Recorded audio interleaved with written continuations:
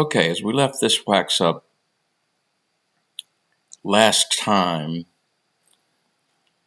I don't know if I made it real clear that this wax up was really done just for consultation purposes, just to get us to a point that I could show the patient what they needed to have done and the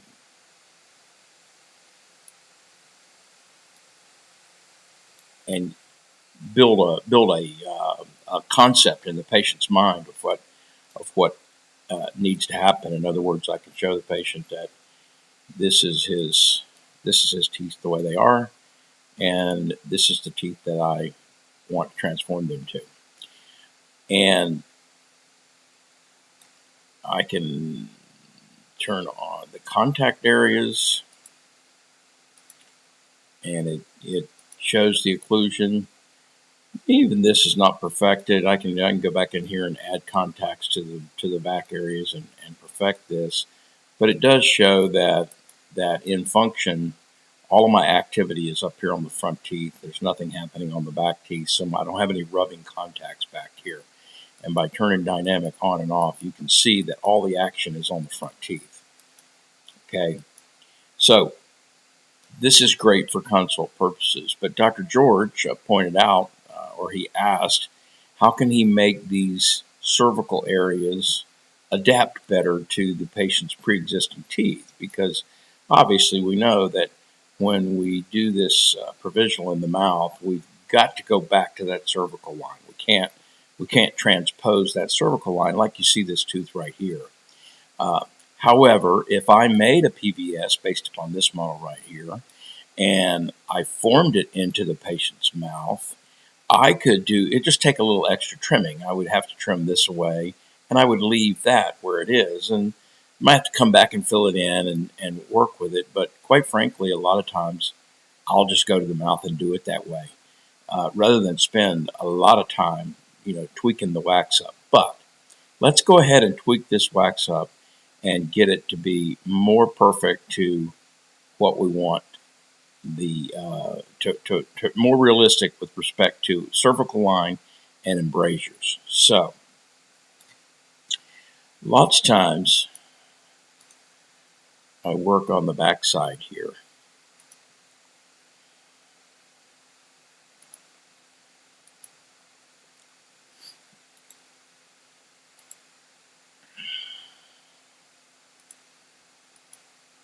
And I just begin adapting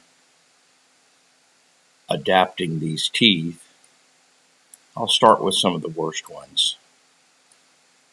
I begin adapting these teeth to the cervical areas. Okay. So you see how I've gotten that one to adapt.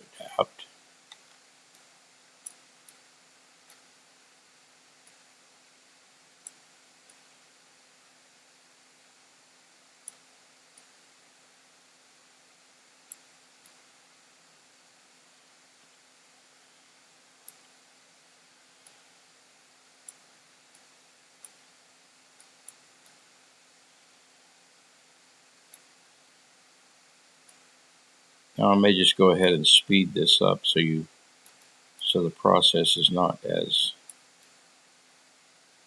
long and boring. But I'll do a few of these and then I'll time lapse the rest of it. So as you can see, we're starting to get to the adaptation there. This tooth is too thick.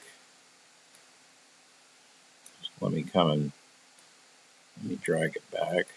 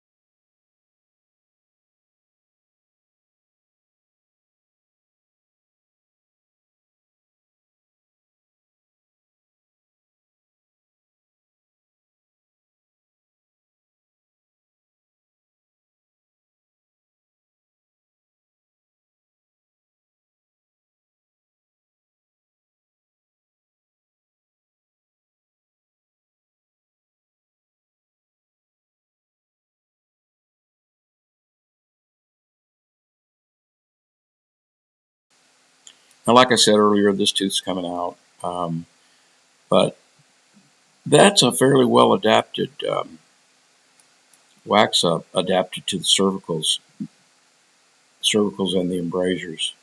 Now I can come in here and I can do a lot more tweaking. And since I'm in it this far, let's just go ahead and do a little bit of that. Say okay to the tooth placement. Come over. Freeforming is just like kind of a waxing tool. And I can come in here with this waxing tool. And let's just flow a little wax, and we can begin to cover some of these areas that are where the tooth is still protruding. Or I can choose to reduce that tooth. Maybe in my plan that's what I want to do. Maybe I'd rather reduce that tooth and keep the shape of my wax up. Here again, it is all up to you. You are in control. So, but we can, you can add wax there and make that blend a little bit better.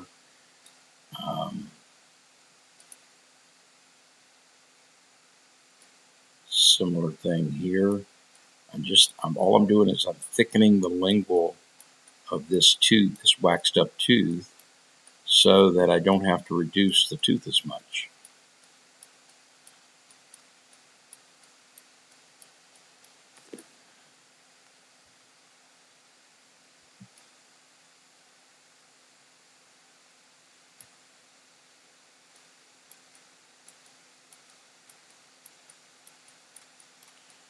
And if you spend a lot of time, you can put the anatomy back in. You can do, whatever you choose to do. But all I'm doing is just flowing a little extra wax to fill in some of the concavities of this lingual, and it'll make it'll cover up that pre-existing tooth.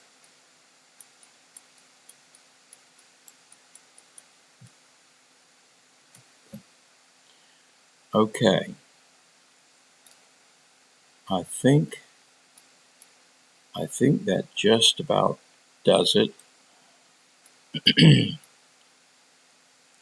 So that is how you can make this wax up more perfectly idealistic. And once again, we can come over here and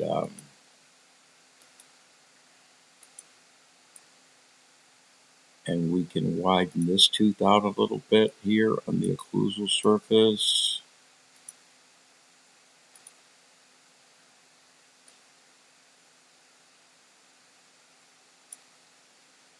Might be better to do that under freeforming as well.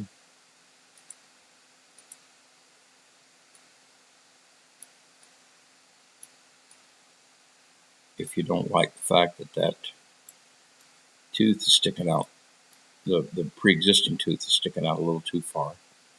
Or if you do like it and you wanted to just reduce it, you just leave the wax up where it was and not worry about that. So this is approximately where I would plan for him to be. As you can see, cervical's adapted pretty well. Here again, you can play with this as long as you want. Here I see another little spot.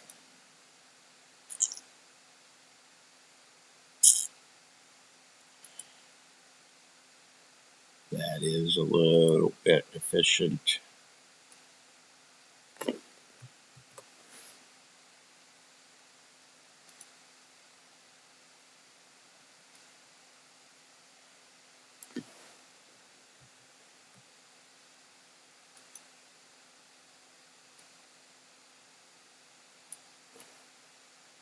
Okay.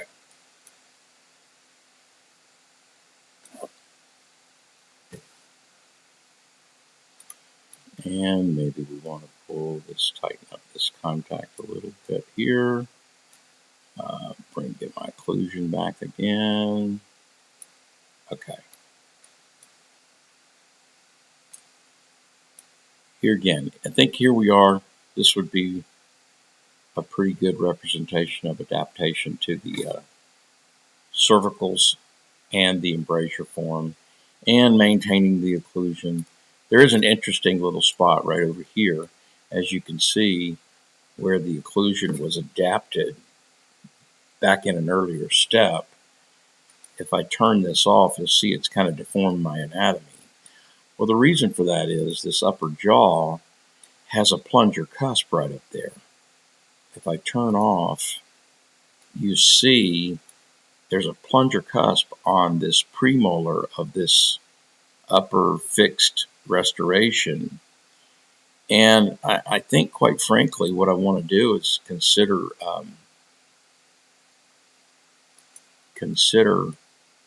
reshaping that when I put this provisional in. But that cusp is just is significantly out of line. It's just much lower than all of the rest. And it doesn't look a lot like it just when you take a quick glance at this case. But once you start waxing it and you see that, you start to understand that this cusp is really too low. So I think I'll manicure that.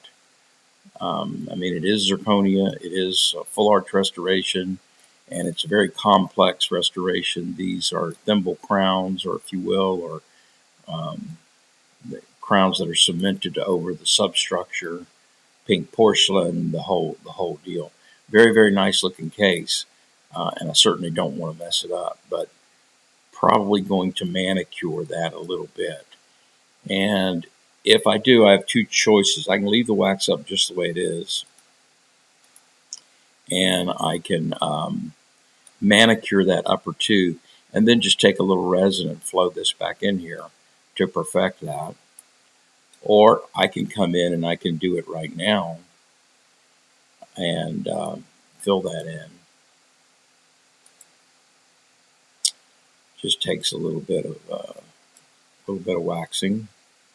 I call this waxing. I think that's the way I think about it. So if I flow a little wax in here to kind of build that up,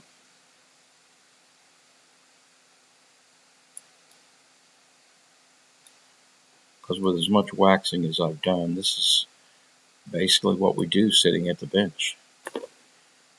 And now I can smooth that some.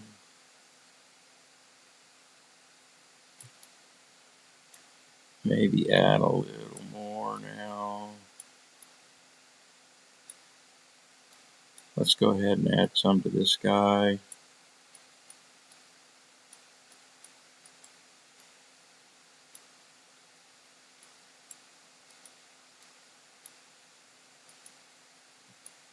Do a little smoothing. Just like if you were waxing. Same thing. Back in dental school.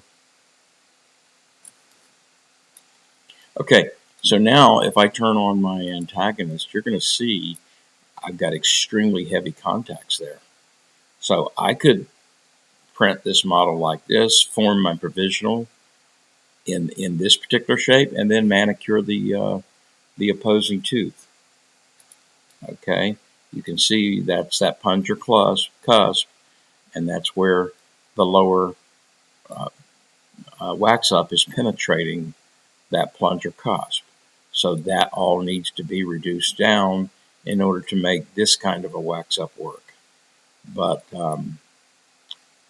there we have it. Pretty good representation of what we can do with our with Exocad in doing a full arch wax up. You could even go further. You could say, well, I'd like for this cusp to be more into that central fossa. Well, that's easy to accomplish. Here again, you just have to sit here and tweak with it. But if I go, I can slide that out a little bit. turn by opposing back on. And now you see it's a little more out into that fossa. Okay, similar thing maybe here.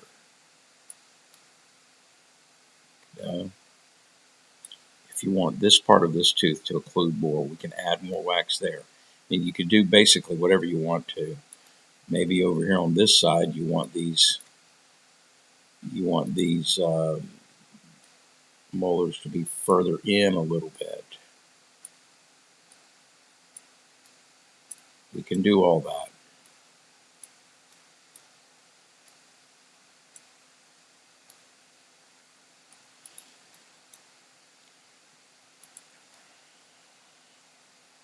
Okay, so we can set this up exactly however you choose to do. Okay, so you can get those more into the central fossa area, maybe by tweaking that, maybe by raising that.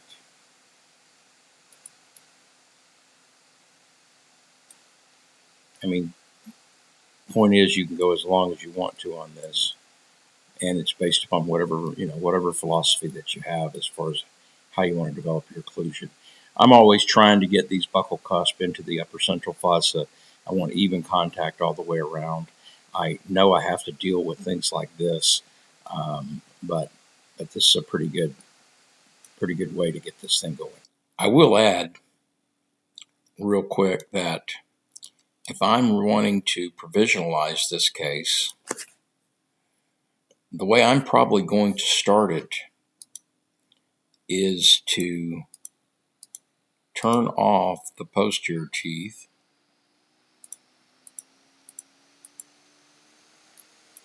and I can export this model right here and print it. Now, when I make my PVS, it will index perfectly on these posterior teeth. This is one thing that you cannot do with your standard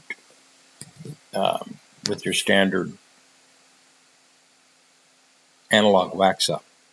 You don't have the ability to just turn some of the teeth off and have a model that I could make a PVS that would anchor perfectly to these posterior teeth, and I could absolutely get my 6 anteriors spot on. Then I would have a second model that maybe has one side added to it. So then I could make a PVS that allows me to do these 4 temporaries. And then, of course, a third model that has all of the teeth in it for doing the final side, whichever I choose to do. So just thought I would add that in as a tag to complete how I would go about finishing this case and getting it ready for going to the mouth to prep. Okay, hope this helps. Okay, hope this helps. Leave a comment down below. Hit the subscribe button, and you'll get updates on videos. We love to have the comments and enjoy the interaction. Thank you very much.